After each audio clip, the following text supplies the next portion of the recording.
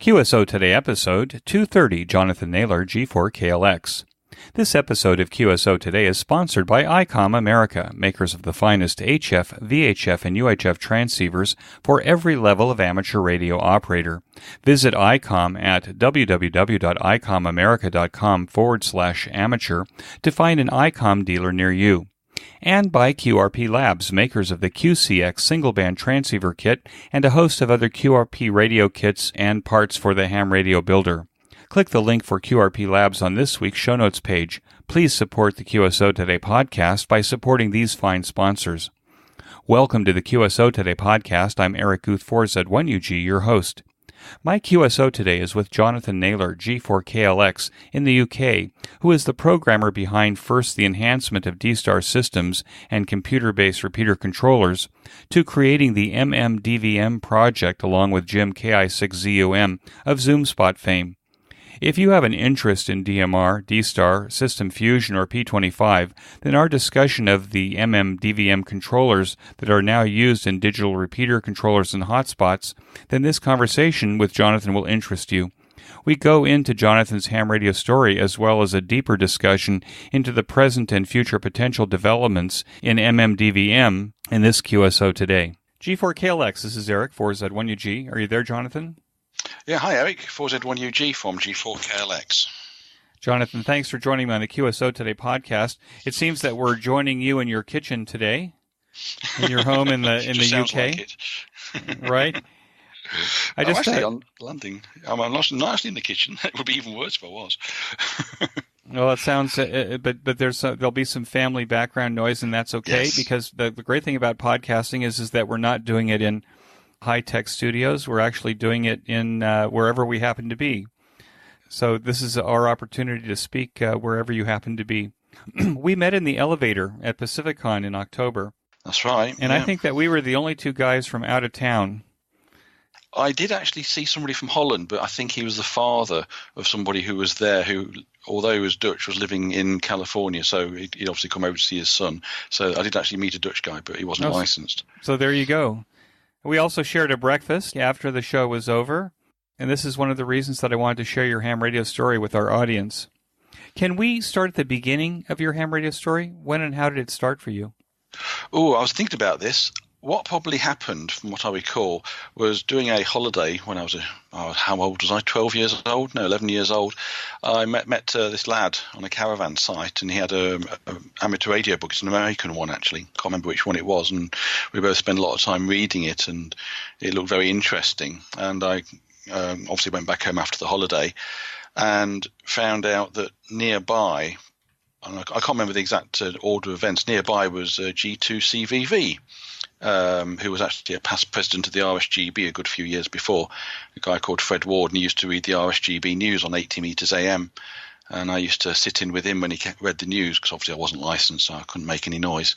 And although I wouldn't call him an Elmer in any sense of the word, because we actually moved house after a few months, so I sort of not exactly lost contact, but he stopped being important in amateur radio terms. He did sort of give me a taste of actually a real shack, and it was a shack. It was a proper brick-built building next to his house, full of radio gear, and it was very, very impressive. And I remember thinking, I wouldn't mind having that. And what was it about his gear that impressed you? It was big stuff. Most of it was valve-based tubes.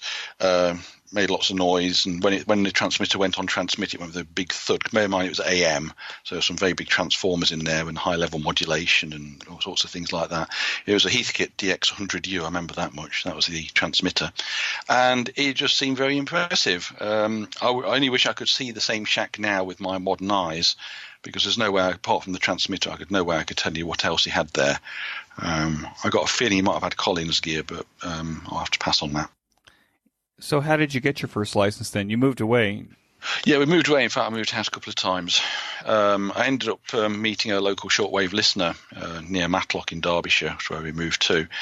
And we both decided to do the exam at the same time, what was called the RAE, the Radio Amateurs Examination. So we started that in late 78, I think it was. I couldn't drive at the time. Luckily, he could, because he was in his 20s. David, who's now G4JIK. And so I used to go and visit him every Sunday afternoon. He had some very nice equipment. because he was working, so he had, he could bring money in, whereas I was still at school. In fact, I had to get permission from my headmaster to do the exam course, because obviously it counted as extra education. But he was quite happy to sign off on that. So I did the night course, which was, I think, Monday evening for 6 months or something. Did the actual exam, I think it was in May 1979. And it was the first multiple choice exam in the UK. Before then, it had all been written exams, like traditional exams for the most part. The results came through, I can't remember when, a month or two later.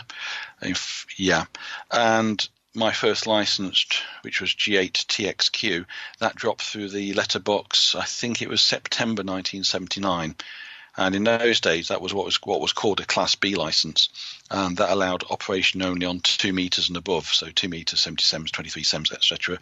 Obviously, no CW, because there was no CW exam taken at that time, and so I started up on 2 meters FM. It's obviously nice and simple, and get me occupied for the best part of a year.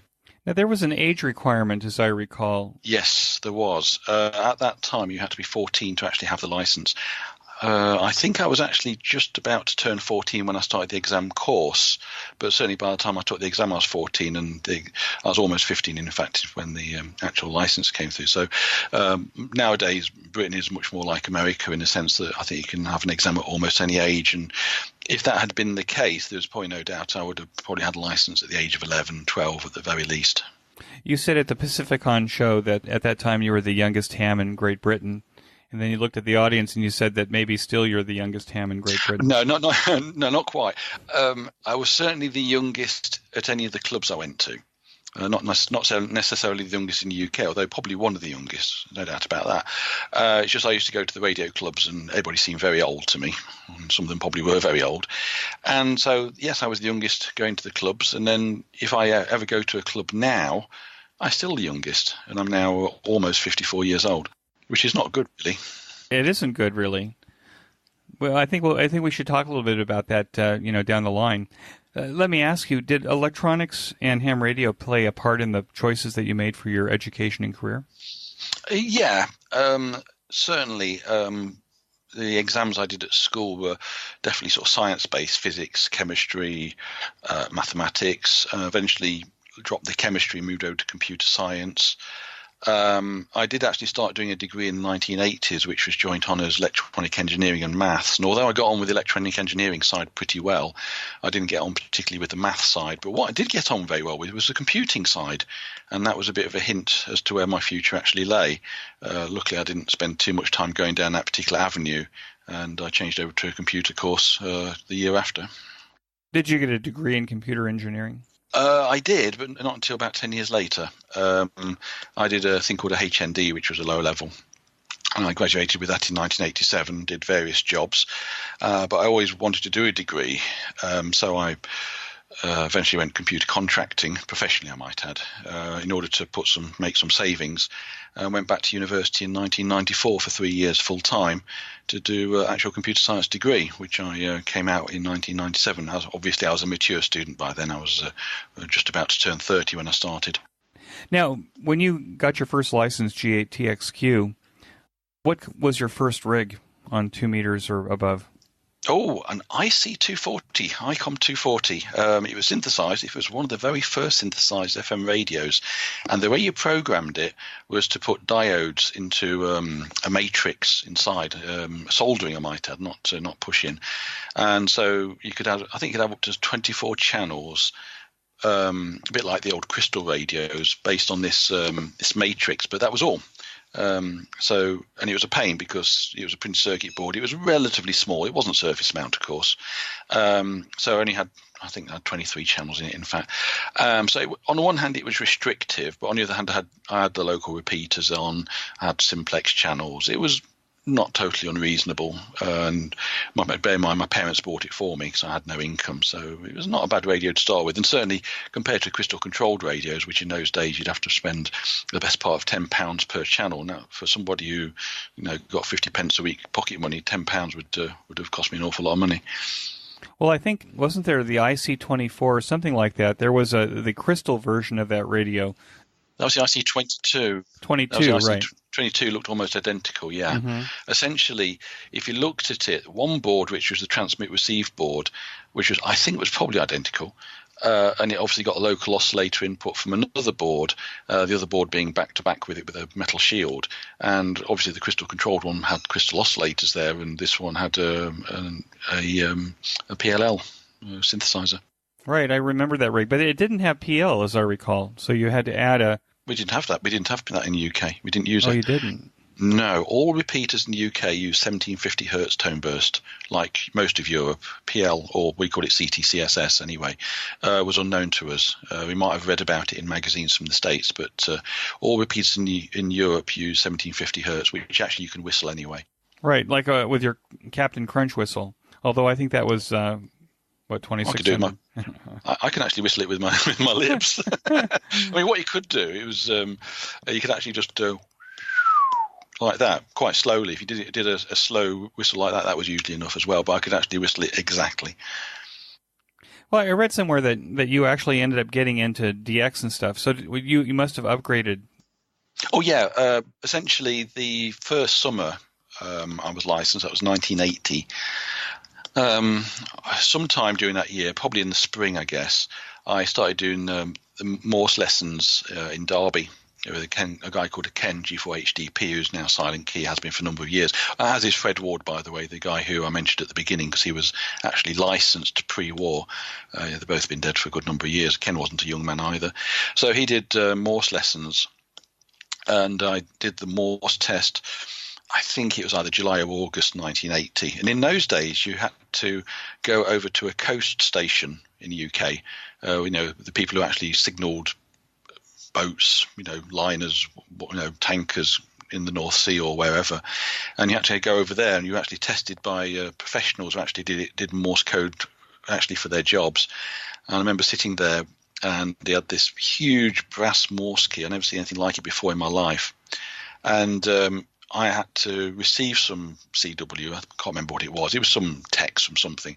And I had to send CW, which I think was a cutting from a newspaper, a very old newspaper. And I had to send it to him. And at the end of it, I remember him saying, he says, "I can't tell you whether you've passed or failed," he says, "but you're going to get a G4 soon." So that was a nice one. Yeah, so I did that. The exam took, 10 minutes maybe? But it was a day out with my parents because it was the best part of 100 miles to get there. But it was a lovely summer's day, I remember. So I had a semi-day at the beach, shall we say. That's when you got G4KLX? That's right. That was actually also in September 1980, almost the year to the day almost. Around that time, a good friend of ours who, looking back now, was probably more influential than I thought, was G3ALA, alas, Silent Key, a guy called Charles Holt, who we actually knew as a friend of the family.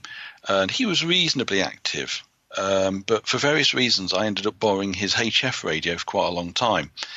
Had it set up in the bedroom. Obviously, now that I was licensed to operate all bands, all modes, full legal power, which in the UK at the time was 400 watts PEP input, or was it output? I can't remember.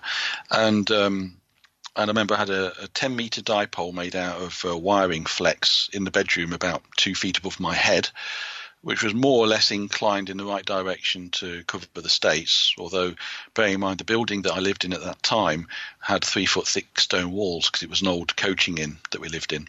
By this time I had quite large VHF, UHF antennas actually on the roof, and it was a very, very good location for RF. So I worked around the world on HF. Bear in mind it was almost the peak of, I think, cycle 21. So working the States, Japan, Australia at the right times of day was extraordinarily easy. And that may have been one of the problems. It was easy, providing you shouted loud enough in the right direction, people came straight back, even using what would be best regarded as mediocre equipment. And to me, that didn't represent a challenge. I need a bit more. Does that make sense? It sure does. What was the borrowed rig? Oh, it was Summer Camp, which was a German version of Yaesu, FTDX 400. I remember the output of the transmitter side used what you would call sweep tubes.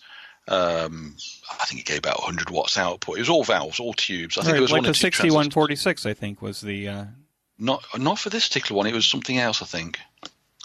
Good point. Now, I mean, obviously, long since not seen it. So, yeah, it may have been. Yeah, may have been. So, how did your ham radio experience then evolve from there? Well, essentially, after being on HF for a while and working in a good number of countries, I mean, we're not talking hundreds here, but say, high tens. I just thought I didn't find it particularly. To my mind, it's just a shouting match, and the people with the biggest linears and biggest antennas won, and to me that didn't seem like a lot of fun. So I eventually went back onto the VHF UHF bands. I got 2 meters SSB multi-mode radio. Then after a while after that, I got 70 SEMS SSB and FM. Oh, bear in mind, I also had 70 SEMS FM not long after 2 meters FM, so I got better radio. And also a few years later, I got 23 centimeters all mode as well with a homemade transverter. And what did you discover there? Is there a lot of activity in the UK? There was then. Bear in mind, I lived in a very good location, particularly to the east. And, of course, the east from the UK covers places like Holland, Germany, Denmark, Belgium. Well, and, of course, when conditions are particularly good, Poland, Czech Republic, although that's Czechoslovakia in those days, Sweden. And yeah, I was a good location. I had passable equipment. Looking back now, it's probably quite dirty on transmit, and the receivers, well, it worked, let's put it that way. And when conditions were good, I lived in a good location, and I worked all over the place in Europe on 270 and 23. I think I've got the first, for example, between the UK and Lithuania on 70 centimeters, for example. And I was only 2 QSOs away from being the first between UK and Poland on 23 centimeters. That's quite amazing. Horizontal Yagi antennas? Yeah, I had tonner antennas. I used to love tonner. 16 element on 2 meters because they moved to a 17 element a long time ago, but this was 16 elements. I had a 19 element on 70 centimeters, which was not the best. I should have had a 21. And I had the 23 element on 23, fed with fairly mediocre coax, but in mitigation, the runs weren't particularly long. I had about 100 watts on 2 meters, transistor amplifier, microwave modules, 50 watts on 70 centimeters from a BNOS PA. The radio was a Kenwood, or Trio as it was then for us, TS770. And on 23 centimeters, it was an ICOM 202 as the driver, 2 meters. The transverter was homemade from a kit from a company called LMW Electronics, who still exists, but they don't do microwave equipment anymore, as a kit. And then I had ultimately I had a 5-watt transistor amplifier, which I made, which the transistor itself cost a lot of money, 20 odd pounds, which bear in mind I was still at college at the time, so my income was still quite restricted. Like $30 American then, I think. Yeah. And the main amplifier was a 2C39 BA with about 1,000 volts on the anode, completely open to the world. Anybody could put the fingers in and hurt themselves, which I didn't do, with a fan cooling. And at one stage, for a short period, I actually had a single 4CX250B on 70, which gave about 200 watts out, and unfortunately made next door's television jump up and down, which was probably not a good idea. Well, it sounds very interesting. I think, well, you're working right across the water. Now, where were you living? Were you living along the coast, or were you just happened to be in the high ground in the middle of the country? High ground in the middle. Lived in an area called Derbyshire, which is part of, well, we were near, not quite inside, thankfully, a national park called the Peak District. Now, when I say peak, we're not talking thousands of feet here, but certainly some of the peaks are over 1,000 feet. And where I lived at the time was the best part of 1,000 feet. But like a lot of these things, it's all relative, isn't it? And towards the east, there was another hill not quite as high as me. And then after that, there was nothing higher until he got to the Urals, because he went over Holland, Germany. So as soon as conditions opened up, I went straight over the top and into Poland and places like that. How are you known in amateur radio circles today? Well, these days it's the MMDVM and its predecessor development. The MMDVM stands for Multimode Digital Voice Modem, which, considering how successful it is, I wish I'd probably chosen a better name, to be honest.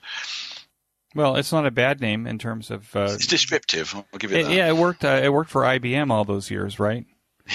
Yeah, well, I used to use IBM mainframe, so yeah, they got some great names. And now this message from ICOM America.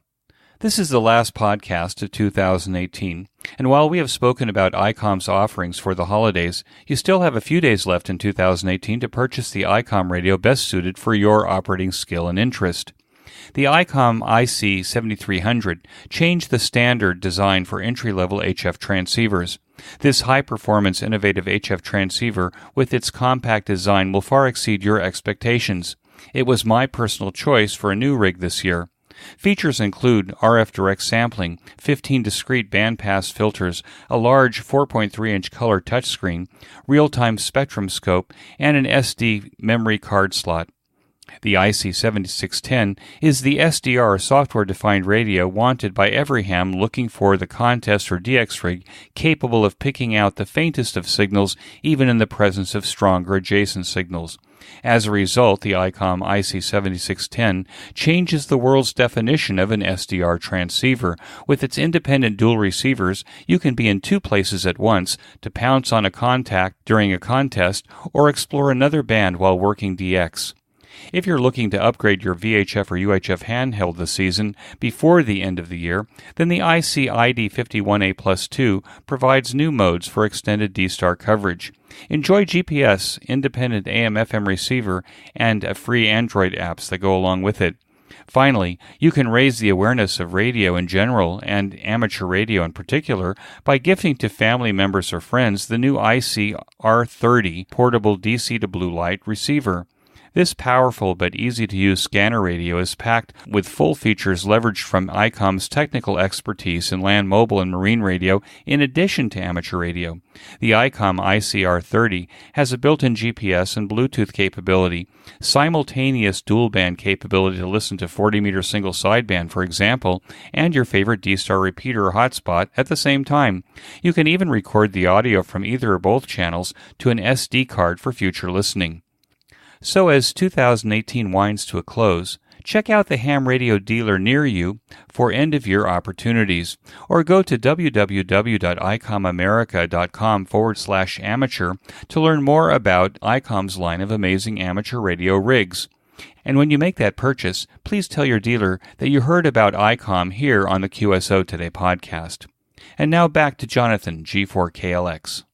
So what led you to getting then involved with MMDVM and kind of changing directions in ham radio? Okay. I spent 5 years living in Switzerland, where I was actually licensed as HB9 DRD, operating microwaves and VHF from both in contests from top of real mountains. We're talking 8,000 feet above sea level, 10,000 feet, whatever, doing with great success. And also operating from home, because I lived in a location near Zurich called Pfaffhausen, and that was, I think, 2,500 feet above sea level. But everything's relative. Although it's high, the rest of the land was quite high too. But it's still a good location. I used to work DX. I moved to Belgium. This is all work related, essentially. I moved to Belgium. I did a little bit of operation from there, but not a great deal. I was just doing other things, not radio related. I moved back to the UK almost exactly 10 years ago, middle of November 2008, from Belgium. And I wanted a new challenge. And there'd been an article in the RSGB magazine, Radio Communications, and there was an article about D-Star. And I looked at this. Now, digital voice itself I was aware of, although not in D-Star terms. And I thought, well, this is interesting. You know, it's a new area, new outlet. So I got myself an ICOM 91 second hand from a ham in Luxembourg, actually. Switched it on, programmed it up, and there was a local-ish 77. I was living in London at this stage. There was a local-ish repeater for D-Star. And what struck me about D-Star, and what worried me, is that everything was commercial. Now, the handhelds, yes, I can understand that. The mobile radios, I can understand that. The repeaters were also commercial. The software was commercial. And I just thought, this is just a case of putting black boxes together. There's no outlet to add or do anything particularly interesting. Where is the amateur radio in there? I just thought this is not the way the hobby should go. As I understand, the repeaters were also mobile radios in chassis, rack mount chassis. So they weren't even mountaintop compatible. Oh, they were not particularly good. And right. The same is actually true of the modern Yaesu repeaters. They've actually got fairly poor RF performance, really. I mean, if you put it into a very busy RF environment, they tend to fail quite badly with blocking. They're not full specification commercial by any means. So you were concerned that this whole D-Star package did not have a lot of amateur in the amateur radio portion, right? You set a few things up, plugged it in, it'll go. Essentially, yes, you got to set up the duplexers or whatever for the transmit receive, but you'd have to do that for any repeater, of course. But ultimately, there wasn't, where could you expand it? Where, if you had a good idea, where could you add your new idea? If you're happy to do that, then that's fine, but that's just not the way I work. In California, we used to call these appliance operators. Kind of at the time, it was a bad name for all the people that were buying the Japanese stuff when everybody was using surplus Motorola and GE. But it really was an appliance in this particular case because there wasn't a lot you could do to it. Absolutely. In fact, we use the same term over here. There's no difference there. And the same term was said about Japanese radios. I've actually got no problems with ICOM handhelds, mobiles, Yaesu, Kenwood. They do actually a very, very nice job. I've got a decent selection of such radios here, and some of the facilities in them are absolutely stupendous. They do a beautiful job. So I'm not getting knocked out. What I was more concerned was the repeater end of things, because if you got a radio, and I learned fairly quickly how D-Star addressing worked. In theory, you could add lots of extra facilities to do this, that, and the other, but as it stood, you couldn't. So the radio, wouldn't change. And I don't begrudge any of the Japanese manufacturers making the radios. It was the other end. And I've never operated D-Star, although I guess I have some capability now thanks to you. That with D-Star, if it was connected to the worldwide network, you could actually push the button to call a friend who was also on the D-Star network, but they could be anywhere in the world, and the connection could be made. Yeah, that's essentially correct. What it needed, and this is also true of DMR or anything else, it needed them to key up on the local repeater. Otherwise, there would be no concept of knowing where somebody was. So, for example, if the last time I operated D-Star was 100 miles away on a repeater and you wanted to call me, I wouldn't hear you, because if I hadn't transmitted onto the local D-Star repeater, the network or the database or whatever wouldn't actually know that I'd moved. So it did actually require that other person to have keyed up on the local repeater wherever they are. It wasn't sort of totally automatic in that sense. So did D-Star have some central brain? Yes. That tracked all of the users, and was that proprietary to ICOM? Yes. Yes and yes. There's a central database, and the whole package was called G2. Don't know what the G stood, generation, I don't know. G2. There was a G1, which apparently was used in Japan only or something. It certainly predates my involvement. There was G2. There's actually G3 now, which doesn't add a great deal extra. But G2 had the idea of a central database, which is run by a group in, I think, Texas, called K5TIT. And, it works quite badly, to be perfectly honest. That's not their fault. It's the software itself is actually just not very good. Okay, well, was there something that in those days or even now that could be done with the D-Star protocol to make that more robust? Oh, God, yeah. The K5... So did it happen? Yes, it did. Initially, attempts were made to do clones of the standard ICOM software. Not by me, I might add. There was actually a quite successful clone called OpenG2, although open is a relative term, but it wasn't ICOM's. But it suffered from the same problems of having a slow database access. So for example, if you moved repeaters and you keyed up, information about you being on the new repeater was obviously sent back to the central database. And then information would be broadcast out so that the database in your local repeater would know where you are. But the time between you keying up and that information being disseminated was, I think, measured in minutes, which, considering QSOs and everything, was actually quite poor. And in 2010, towards the end of 2010, a group in Germany decided to put together something with equivalent functionality, but with a different underpinning of technology. So they actually created a thing called IRC-DDB, which you may see around in D-Star, which IRC stands for Internet Relay Chat. So they used IRC as the basis, and DDB, to be honest, I can't remember what it stands for, to be honest. D-Star Database, maybe? Can't remember. It's always called IRC-DDB anyway.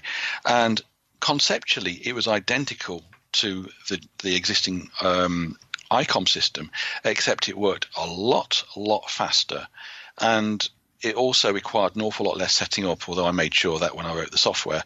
And although you kept a local database, it was held in memory, for example, so you didn't have to set any database up. It was all transparent. And IRC-DDB would update within a matter of a second. So you changed repeaters, and before you knew it, everybody knew where you were again. it's where it should be, of course. Okay, so then the idea behind this, or maybe even using IRC, is that it was kind of like a parallel network that sent additional information to the participants, the repeater participants who may be using the IRC DDB, without necessarily changing the D-Star protocol. So that you'd still have the D-Star network, but it was enhanced. It ran in parallel.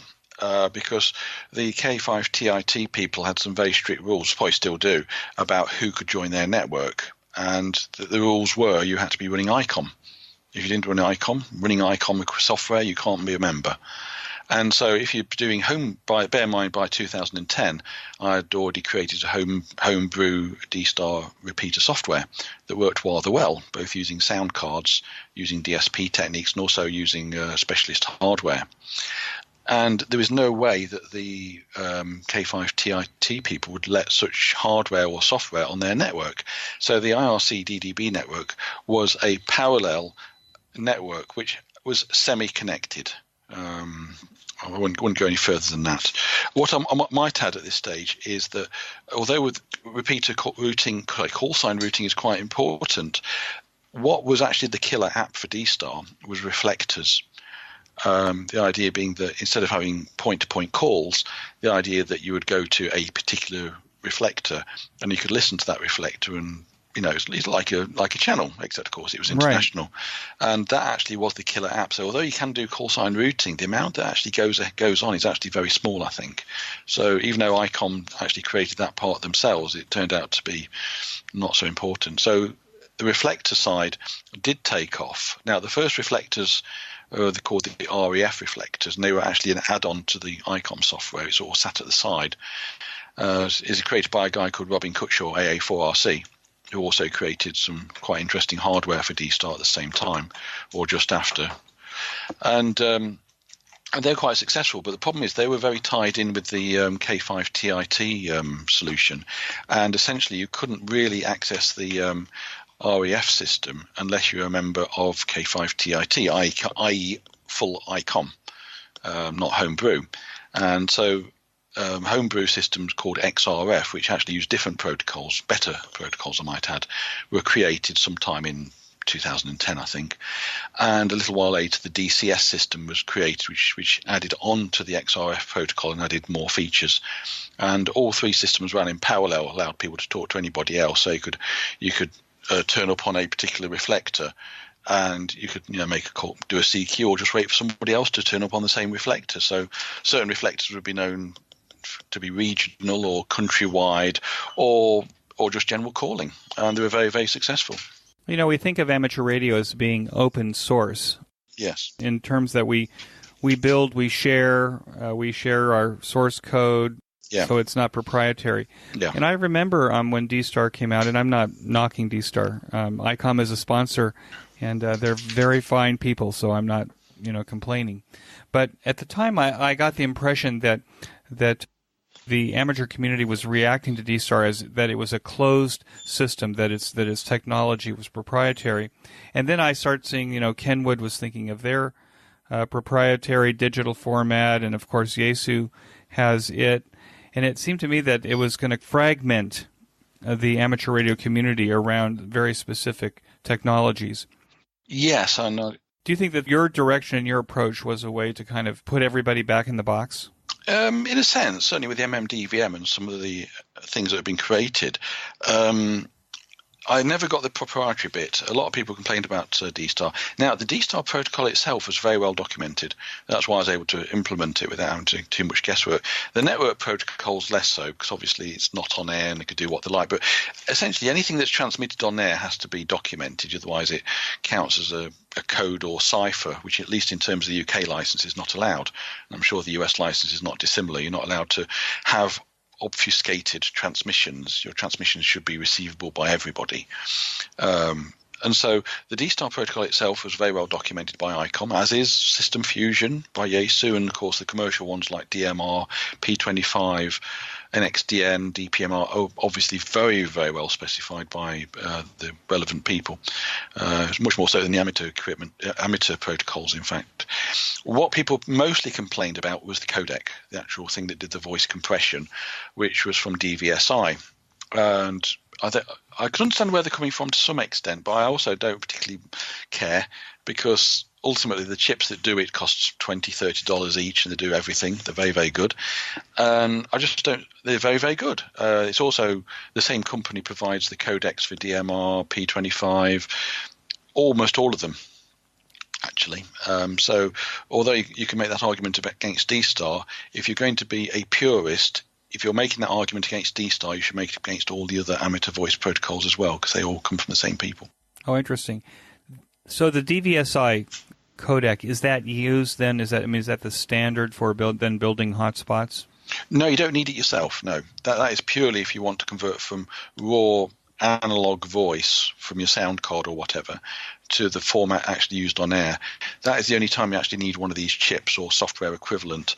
If you just want to create a hotspot or a repeat or anything like that, in some senses you don't even need to know anything. You can just pass the bits and bytes completely untouched from one end to the other, and it should more or less work. What I did do, which at the time in amateur terms was fairly new, what I did do was to regenerate the audio, because the audio has got extra bits added to it to protect it, so that if there's any corruption, which you're bound to get, as long as the corruption was below a certain level, it could be corrected, and then your transmission would sound absolutely perfect again. And so what I did is that with my software, when it received a transmission, it would look at this voice data, not actually understanding the voice itself, you must bear in mind, but it understood how to fix the errors, so that when the data left the repeater, usually via the network or via RF, it was as good as it could be.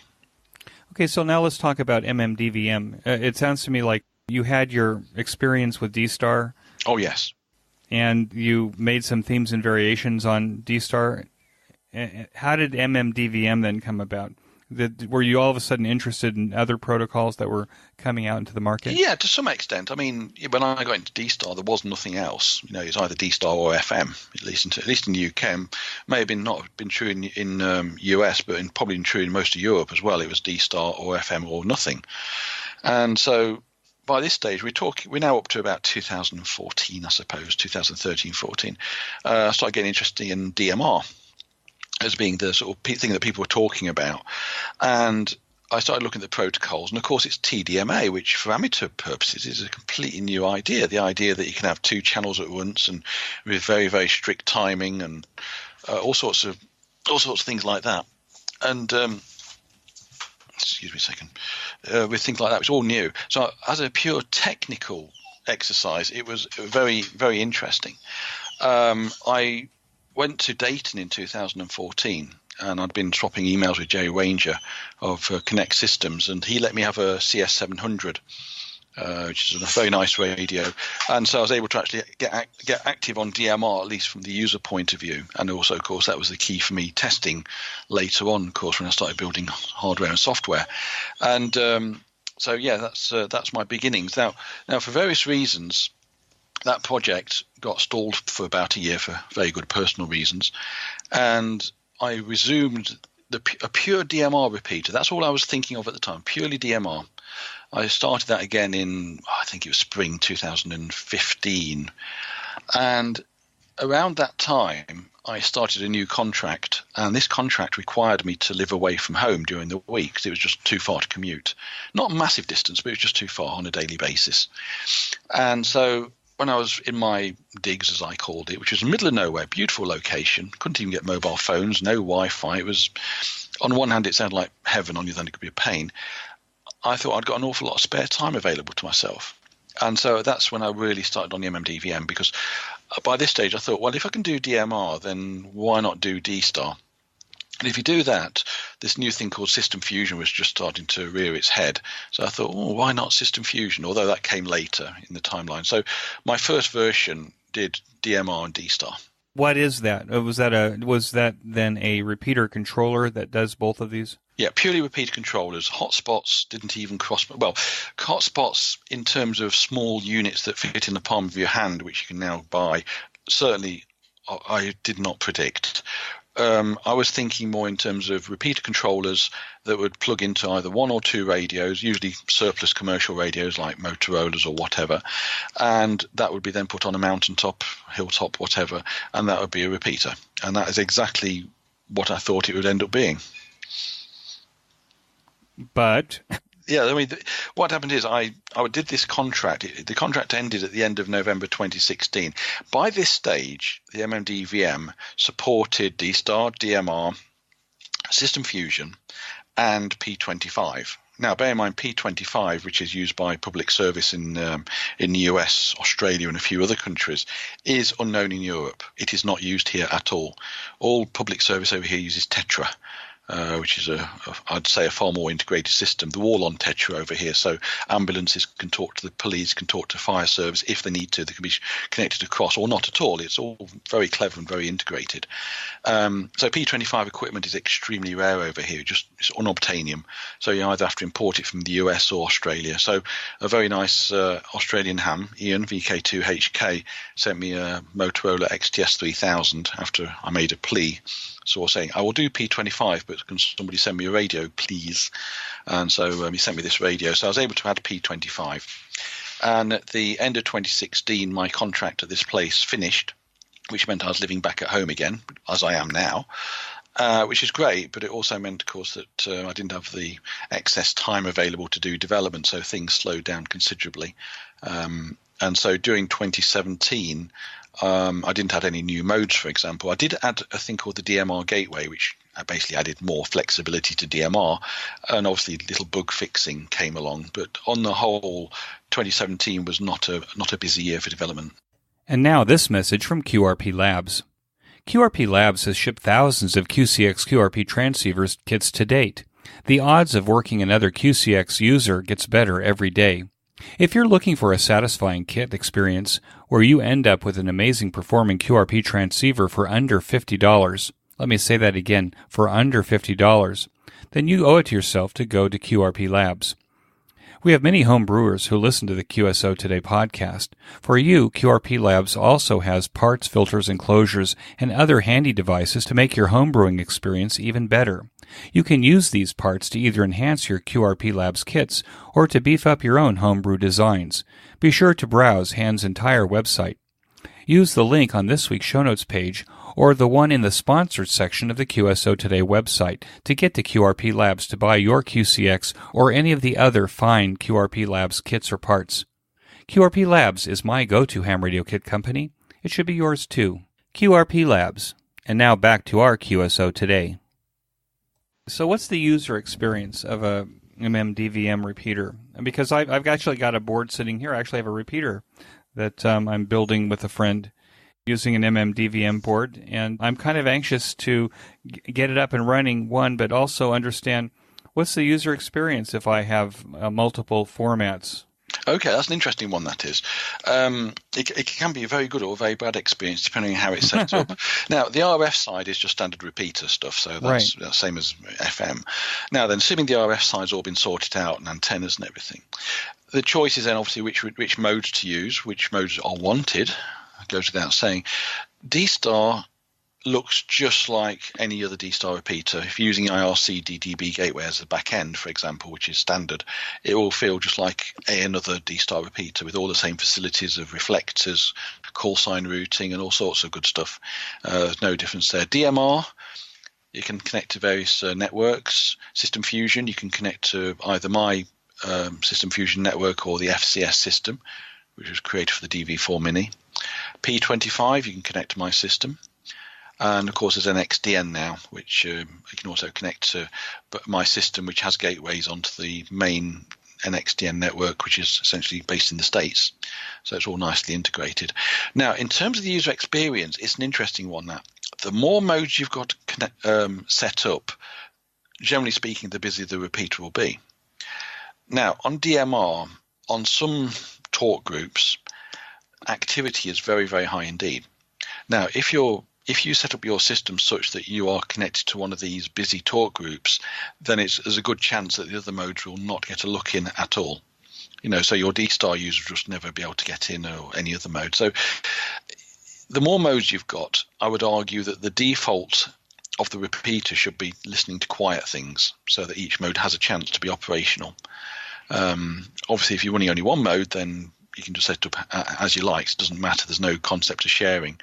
In terms of purely using, when you're using a full repeater like you're talking about, all modes, if the repeater is listening, all modes are listening in parallel all of the time, which means that if the repeater is idle, you transmit on any of the modes, and within a fraction of a second, the repeater will be receiving you. It's not looking for each mode sequentially. It's actually looking for all modes in parallel. And then what that means is that it's the radio that you're transmitting from in the mode that you're using that tells the repeater what to do. You're not sending DTMF tones or anything like that to the repeater to tell it to do anything, right? Not at all. In fact, no, there's no DTMF decoder at all. The caveat to that is that it must be a valid transmission, not just the right mode, but for example, on DMR, it's got to be a valid color code for your repeater. On D-Star, it's got to have the right RPT1 value, etc., etc. So whatever access system you have for each particular mode, it's got to match. And the access control is controlled by the user registration. So, for example, I have an ID number for DMR that I got from, I think, DMR Mark or one of the organizations. Yeah. So it's authenticating users by ID numbers? No, it isn't. It can, well, actually, no, I'll rephrase that. It does, but it doesn't have to. I'm trying to remember how it was. I think it's with P25 for technical reasons, not for political reasons. P25 will validate your ID against the database. For the other modes, it doesn't validate your ID. If your ID is not in the database, or let's put it say, if it's not in the local copy of the database, which is normally used just for displays, it doesn't care. It doesn't care. It'll let you through. Now, you mentioned that if you used not DMR, but you mentioned some of the other modes, P25, System Fusion, that they go to your server for validation, or what did you? No, there's no validation. D-Star is the only. Jonathan, explain to me and the listeners a little bit about what you said about if you're running this repeater in these multiple modes. What are they talking to in order to decide what talk group they're going to talk on? So yeah, the validation in that sense is not validating who you are. That's the important thing to say. So it doesn't matter if you're G4KLX, 4X1UG or anything else. It really doesn't care, or your ID number. What it does care about is whether things, for example, on DMR, you have a thing called color code, which is very similar to PL tones, conceptually. If it doesn't match, you won't go through. And it's just a number basically between, I think, 0 and 15 on DMR. I'm not sure. So that number has to match what's set up for the repeater. But there's nothing special about the MMDVM on that. That's exactly the same as a Motorola, Hytera, or any other DMR repeater. Each repeater has a color code, and unless you have the right color code on your transmission, you won't be accepted. Let's say I want to talk a London talk group, whatever that is, from Israel, and I've got this MMDVM repeater on DMR. I select in my radio the talk group for London on the channel that works in Israel. How do I get there? What am I talking to? That's actually a question that needs to be more addressed to the people who run the DMR network or networks, and that's actually not actually in my remit. I just talk to those. I don't actually I just route all the data to them, and they do all that sorting out. So compared to the other modes, the MMDVM, once you get into the system, it's actually quite, I was going to say stupid, but that's probably not. It isn't that stupid. It's quite clever. But decisions like that and all the routing and everything like that is actually done by the DMR networks, and that's actually done by different people. You've got Brandmeister, DMR Plus, and things like that. And although I obviously know the people involved, I have no hand in their design or development or anything. Does Pi-Star, does that firmware run on MMDVM? Oh yeah, Pi-Star is MMDVM. It's a front end to it. It's a very nice front end, but essentially behind the scenes, it's my work. Yes, Andy, who does it, MW0, MWZ, he's obviously added quite a lot of value to it to make it easy to use. But behind the scenes, it's all my work. Yes. Oh, so okay, so I understand then. So if I'm putting up P25, or I decide to enable P25 on my MMDVM repeater, then in the setup mode, then I will actually put in some kind of routing server, like in DMR, it's Brandmeister, and it's a Brandmeister server maybe in Europe or a Brandmeister server close by, right? For P25, then I would look for a similar kind of server to be able to mediate connections from my repeater to other connections. P25 is different, and P25 in many ways is more like the other modes. DMR is a bit of a one-off. P25 talks to, well, I suppose you could call it my network. I created it, and so you've got a number of reflectors which are hiding as talk group. So you've got a number of talk groups on P25. You've got a set of European ones, North America. There's actually a worldwide talk group, and there's some specialist ones as well. There's also some Asian Australasian talk groups, however you want to call them. And so unlike DMR, it's more broad brush, probably down to the lesser activity, because obviously P25 is more expensive, whatever. So you would typically, depending on who you want to talk to, maybe sit it on one of the North American talk groups, for example, and then you'd hear lots of activity from North America. I see. So the Pi-Star front end that I would use on my MMDVM controller and my repeater, I would pre-configure a talk group, so that whenever I talk on P25 in Jerusalem, for example, then I'm going to come out on the predefined talk group that... Yes and no. Yes, in a sense you can set a predefined one, but that just merely means it's the one it's going to be on when you start the system up from scratch. I see, okay. You can change it from your radio. So if you for example, if you make it default on the first North American one, and in fact you want to talk to somebody in Australia, it's just a matter of blipping your radio on the right talk group and it'll change over. So now I have a very popular ham radio club in Jerusalem that has this MMDVM repeater kind of in the center of all of us. Some of us are on DMR, some of us are on D-Star, some of us are playing with P25. What does that sound like if I'm in a conversation on DMR, on one of the talk groups, say in North America, and somebody decides that they want to operate P25 at the same time? What do they hear? What's their user experience? That's a good question. Now, I've never really sort of tried doing it. It certainly will not do cross mode. If an MMDVM is in a mode, it will ignore the other mode. So your P25 user would certainly not be able to steal the repeater away from you. There's a predefined timings for that. Right, and he wouldn't be aware of me, and I wouldn't be aware of him. That's right. I think the worst that could happen is he could end up jamming you. In the same way that a carrier would. But I would hope that you would certainly get the hint after a while that it's not going anywhere. But there's always that problem, yes. So if there's a DMR conversation, there's some kind of timeout timer, meaning that if I'm in a conversation with somebody, then somebody in another mode, D-Star, P25, System Fusion, if they key up, it's not going to necessarily kill my conversation. No, not at all. Only from the point of view of jamming. I.e. having two transmissions at the same time. And since the basis of MMDVM is FM receivers, then your capture effect comes in. So obviously, if you're quite a bit stronger than he is, then his transmission wouldn't even affect you anyway. But obviously, if he's stronger than you, then it will essentially jam you out. And the MMDVM would not make any sense of it because it's not listening for P25. But what MMDVM does have, it has the concept of timeouts. When I say timeouts, I'm not talking about the standard talk-through timeouts. If you talk for 3 minutes or whatever, that's a separate issue. The idea is that once a repeater's been quiet from a particular mode for a period of time, whatever you want it to be, it will then go back into idle mode and will then be available for capture in any of the configured modes. But the idea is you set that time up so that people don't necessarily lose that mode if there's a break. So you might set it to be a minute, for example, or whatever. From experience, do you have a time that this timeout timer is optimum? 1 minute, 3 minutes? I think I ship it with a 20-second timeout, but I think that's probably a little bit too short.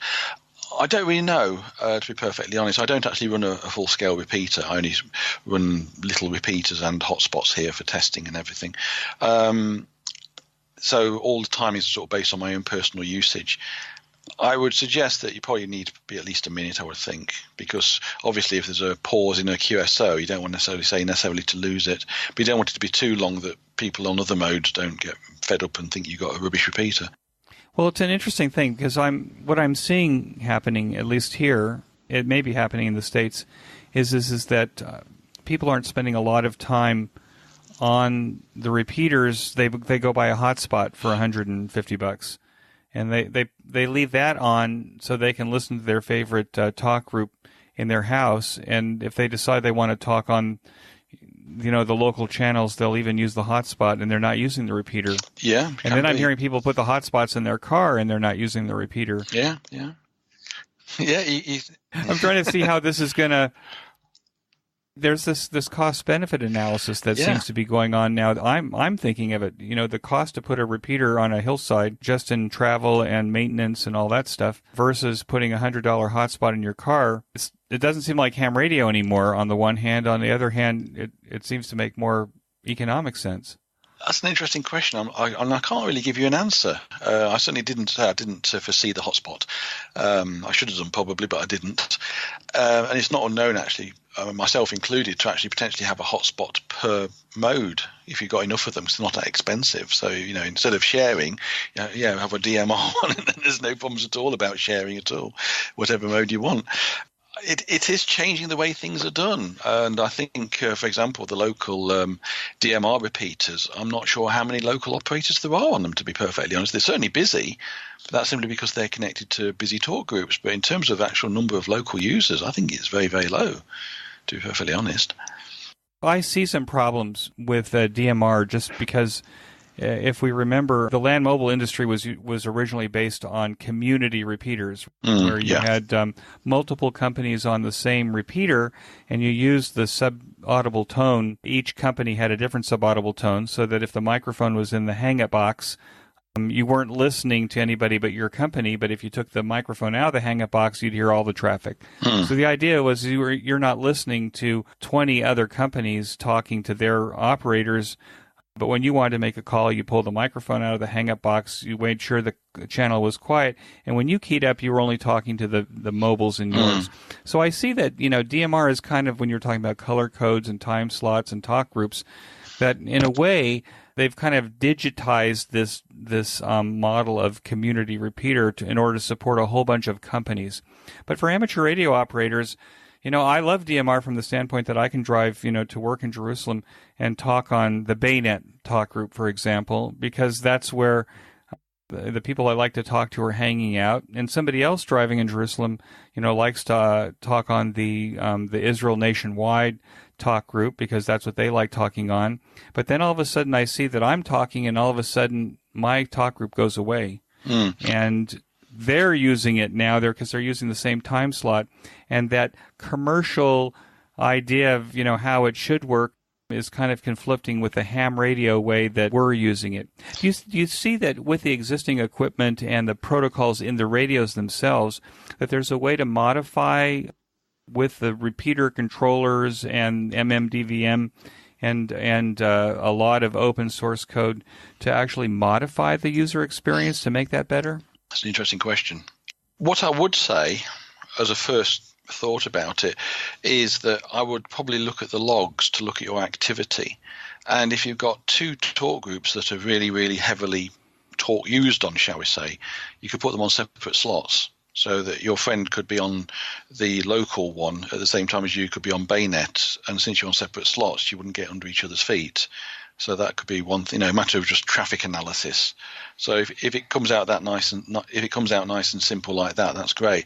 But if it's not that simple, to some extent, that is yet again a problem of the actual centralized DMR system, be it Brandmeister or DMR Plus or whatever. Ultimately, if they allow that person to steal your talk group or your slot, then that's actually down to them rather than the MMDVM. But the MMDVM just transmits what it receives down the line. It assumes that the uplink system is intelligent enough to work it all out. And the problem is, and this is true of all of them as far as I'm aware, so it's not being pointing to any particular network. If that talk group has been stolen, there's actually nothing the MMDVM can do about it because the original talk group data is actually not being transmitted to the MMDVM anyway. So it's not a matter of the MMDVM choosing not to. The MMDVM doesn't actually have a concept of current talk group as such. It's purely done by the centralized one. So it can't actually keep it on that one. It requires help from the centralized network. I see. So MMDVM, and I think you've kind of made this point, the MMDVM is really kind of a very simple device. It's just on DMR. Transferring on and on the other protocols too. It's just transferring the data out to the various networks. No, on the other protocols, it's got more intelligence because the gateways actually allow you to sort of choose where you're talking to, but it doesn't use a centralized network. So on NXDN, P25, D-Star, even my version of System Fusion, if you're talking to somebody in America, you're talking on the American reflector, and your data is actually going probably to the US. If you then want to talk to the Asian one, your data will be going to Asia. It's not going to a centralized network that does the decisions for you. The decisions are actually handled locally on those protocols. Well, that's interesting. Originally, repeaters, regardless of the protocol, whether it's digital or analog, served the local public, served its local community. Mm. And I think, this idea of where every user wants to talk on a different talk group in someplace else in the world, perhaps our expectations are way ahead of where we are right now as a community. Do you think that that's probably, we're kind of jumping way ahead? Maybe. On the whole, I've not really had too much feedback on that point particularly. It is understood that if somebody comes along and changes the talk group while you're talking or in between QSOs, it will flip. And that's true pretty well all of them. There's no way around that apart from, user education, really, I suppose. The idea is be polite to other people. I think the same can actually happen with Echolink, to be honest. In theory, if you're chatting to somebody on an Echolink room or whatever you call it, and somebody comes along and puts a load of DTMF in and changes your room, you've actually got to go back in and change it back again if you need to. So in that sense, it's no better or worse than Echolink or IRLP. You and I, before we started, I had mentioned that somebody in our group here in Israel had put out PA7LIM's PNet system, which it may have ham radio call signs, and it may be mixing protocols, but it's all done over IP, right? Yes. It doesn't necessarily even need radios in order to make that work. This may be where we're going. On the one hand, on the other hand, maybe it will be the way that we actually bring all of these protocols together in one big chat room. I don't know. If you look at PyStar, but this is not specific to PyStar, there's a very clever guy from Chile, CA6JAU, Andy, and what he did, he took my software as the basis and he created bridges between various protocols. So, for example, you can go System Fusion to P25 or NXDN to DMR and all sorts of combinations, mapping talk groups and IDs and everything very successfully. And so we already have the concept where you can essentially go from one mode to another within reason, and it's very successful. So we have got a certain amount of convergence. I'm not entirely sure I'm particularly happy about the idea of actually cutting the radio out of the system entirely. With the work that I have done with my software, it would be actually very simple for me to create a piece of software that uses a headset like I'm using now, some sort of AMBE dongle like Northwest Digital Radio Cell, plug that into a laptop, run a nice bit of software, and be able to access all of those networks, with the correct protocols without any radios being involved. But I decided not to go there because I thought this is not a way I think we should be going. Right, but it's alluring. I mean, there's some IP-based push-to-talk things that look like radios, but they're actually working on IP that you can mount in your car. And if you're in a place where there isn't a lot of amateur radio repeater infrastructure, then essentially you're using the LTE or 4G network as your backbone in order to talk on amateur radio. But is it amateur radio even? Because, a lot of these ones are Zello and things like that, and as far as I'm aware, most... Right. You're restricting the communications to licensed hams because you're the gatekeeper. Yeah, but ultimately somebody could put in a random call sign, which essentially fits the bill, or even use somebody else's call sign. There's not much you can do about it, really, because you can't even tell if it's actually the real person. I do have some issues with those systems if they come out onto amateur radio. If they stay purely in the IP world, then there's no harm, if you know what I mean, because you don't actually need to use your call signs anyway. I don't know what to think about such things. I don't have one on my TAD, so I'm speaking from the outside. I don't know how I feel about that. It's a slippery slope, I think. Yeah, I've got mixed emotions, and I've been told it's actually very good, and I know it's actually been used in the UK for talkback on microwaves, for example. Quite interesting thoughts. Presumably the idea is one less piece of hardware to take onto a mountaintop when you've got loads of dishes. So it certainly does have its uses, but in general, I don't know. I'm conflicted, I think is the term. I could see something like this on a microwave, as you say, an amateur microwave network, where you've created a kind of a parallel universe internet using like the Ubiquiti microwave gear. Well, that's what they got in Germany. They got a thing called Hamnet, which is extremely impressive. At Ham Radio this year, they had HD video traveling the length of Germany via Hamnet and coming out in Friedrichshafen. It was very impressive. It's relatively easily done now. It is, but also I think I'm not entirely sure some of the hardware they use, and the Germans are very, very clever people, so I imagine there's quite a lot of amateur radio in there, not just commercial boxes. But it covers the whole of Germany, so a lot of German repeaters are actually on Hamnet rather than pure internet with microwave links rather than ADSL or whatever. Right, that gives them some fault tolerance in the case of a disaster. Yeah, it does. Yeah, it's going to say not that Germany is known for earthquakes or volcanoes or anything. No, I guess not. What do you think is the greatest challenge to amateur radio now? Getting young blood into it, I think. Keeping it alive. Keeping it relevant, I think is the term. I think the old ways of doing things, sitting on, putting special event stations on, which happen in the UK and I'm sure it happens elsewhere. Special event stations that stick an HF rig and a piece of wire out the window talking around the world. Used to do it for people, but nowadays when you can watch live television from the other side of the world in real time on your smartphone. On your smartphone, yeah. Because in fact, right. I watched the launch of the Falcon 9 rocket with SALSat a couple of weeks ago on my mobile phone live, more or less. And in fact, also the landing of the latest, well, it's not a rover, is it? But the latest lander onto Mars I watched last week on my mobile phone in more or less real time. So just talking around the world in itself, I don't think has that effect anymore like it did to my generation back in the 70s when such things were much, much rarer. So what do you think? If you were tasked with the job of attracting younger hams to ham radio? I would actually push things like digital voice. Doesn't matter which mode. The idea is that you can do clever things with it. Satellites. Now, from the point of view, not necessarily the QSO. In that context, it's the journey rather than the destination, if that makes sense. The idea is, hey, look at all this technology I'm using. Children or young people of today are very, very happy with technology. They've been brought up with computers. They've probably got Xboxes or PS4s in their bedroom. They certainly have here in this house. So they're happy with technology. So you can show them technology. They won't be freaked out. They should find it interesting. So anything that's technological, i.e. what I would presumably call advanced amateur radio, is probably more likely to set them on fire than a black box into a piece of wire. I'd show them satellites, digital voice, even EME. Well, that's obviously not particularly easy to do on a portable setup, but bouncing a signal off the moon, I think that's still quite an impressive thing to do. So I would actually push the more advanced areas of the hobby, not to the traditional areas. What excites you the most about what's happening in amateur radio now, besides MMDVM? Well, of course. I wouldn't use that horrible thing. I think it's the rise of SDRs.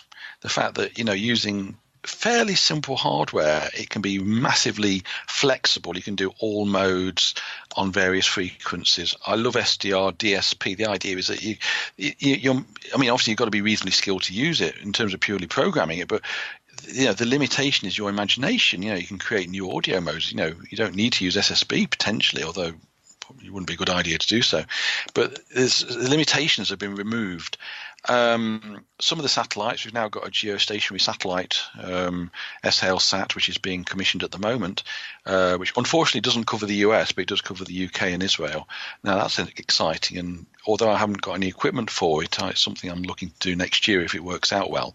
So I think that's exciting. So that's something I'd like to demonstrate. If I was doing that, I would have a couple of satellite dishes pointing, and also the satellite has been set up so you can actually transmit TV signals to each other as well.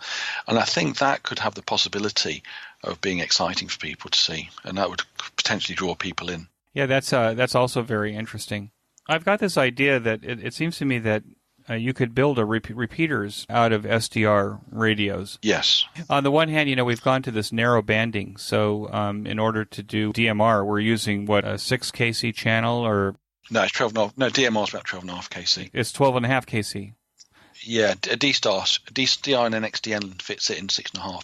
Because of the two talk groups. Well, it just needs to get the amount of data through. It's how they're defined. So the idea then, if you're building repeaters out of SDR receivers, and so therefore your bandwidth could expand and contract based on the users in the area, then it seems to me maybe the next generation of MMDVM would allow simultaneous transmission of these various protocols at the same time. Yes, I remember talking to Torsten, DG1HT, one of the guys behind DMR Plus, although he has retired from that position now. And he was saying he was working on a repeater that had 100 kilohertz bandwidth on transmit and receive, and essentially it would transmit 4 modes spaced at, say, 25 kilohertz spacing. So you'd have D-Star, DMR, System Fusion, and P25, say, all on separate frequencies, relatively close together but completely independently. Although licensing that would be quite difficult in the UK, I think, and probably a lot of European countries. But the idea was that instead of having a repeater does all modes, it does all modes in parallel. Now, using SDR techniques, that would be a relatively simple thing to do. Well, I guess if you could show spectrum efficiency that expands and contracts based on the number of users simultaneously using it, when only one person's using it, you're no longer using 100 kilohertz of bandwidth. Yeah, well, his method was sort of fixed, if you know what I mean. That, each mode would be on a particular frequency within 100 kilohertz. It's an interesting point. I'm not sure how that would work with existing radios. I mean, I could see the point of having, for example, 4 DMR channels all from the same repeater, i.e. eight slots altogether, for example. That'd be quite an interesting one to do. Yet again, not massively difficult. Problem in Europe will probably be licensing, simply because we have narrower bands than the US, for example. So certainly in the southeast of England, where I live now, there's a massive pressure on frequencies. For example, you can't get 2-meter repeaters on. And bear in mind, all repeaters in Europe are coordinated. It's not like the US. It's they are licensed, and you cannot put a repeater on just because you want to. It's got to be licensed by the National Society or similar. So there's no way you could actually get anything like that, at least in the UK, because down here there's just no spare frequencies. Well, I think that's true in the United States as well, where they've actually reduced the channels from 25 kilohertz channels to 20 kilohertz channels. Well, we're on 12.5 kC in Europe and have been for about 20 years now, if not long. Right, and I think they probably have some places that maybe, where they're putting the DMR radios. I guess it depends on the market. If it's California, for example, where every single channel is used and reused, maybe that's something that they're also doing. I was quite shocked, actually, because I saw, I think it's the California repeater coordinator group or something at Pacificon, and they had a map and it said in California there's over 2,000 repeaters, and that was jaw-dropping because the whole of the UK, which has actually got a higher population, although probably not a higher population of amateurs, has actually got less than half that repeaters. This was true, by the way, when I was a kid in the 70s. There was hundreds of repeaters already in the southern. And I grew up in Southern California, and by the way, the repeater group that you were seeing, I believe, at Pacificon was the Northern California Repeater Coordination Group. Might have been. I've got a photograph of. So the state's divided into 2 coordination groups, north and south. So okay. They may have been talking about 2,000 repeaters just in the Northern California. Possible. I mean, to me, that's just... Isn't that amazing? It's mind-boggling, actually, because we have nothing like that. I think we're up to about 800 repeaters for the whole of the UK, but that is the whole of the UK. So you're just not allowed to put repeaters on willy-nilly in the UK. Now, the only thing is that if you go through all the channels, you don't hear anything. Yeah. Because there's a lot of repeaters, but there's not a lot of people talking on them. So yes, it's the NARCC. I've just got the picture up. Is that Northern California? NARCC. Right, yeah. Yeah, I'd say activity is very low. I mean, I'm actually just about to change jobs and start a new job tomorrow, but my commute to my old job took me through the coverage of about 7 repeaters, 2 on 2 meters and 5 on 70 FM repeaters. This is, and I think I heard 1 QSO in my whole time.